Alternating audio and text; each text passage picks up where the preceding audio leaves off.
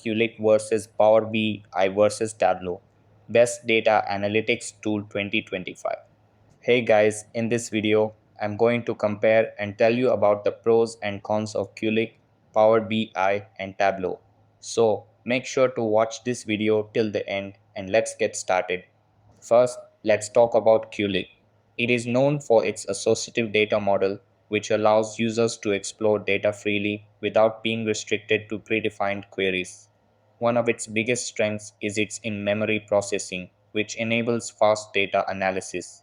Qlik also offers strong AI-driven insights and robust security features.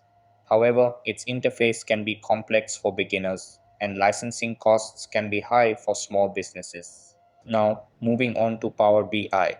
It is a Microsoft based analytics tool that integrates seamlessly with other Microsoft products like Excel and Azure. Power BI is highly user friendly, making it a great choice for both beginners and professionals. It offers strong AI driven analytics, real time data updates, and affordability compared to other tools.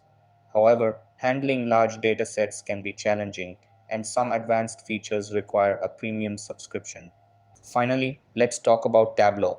It is widely recognized for its powerful data visualization capabilities and flexibility in handling large datasets.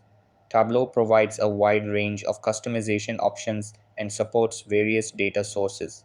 However, it has a steeper learning curve compared to Power BI, and its pricing can be higher, especially for enterprise level solutions. So that's basically the main differences between Qlik, Power BI, and Tableau, which will help you in choosing the right one for you. So that's all for this video.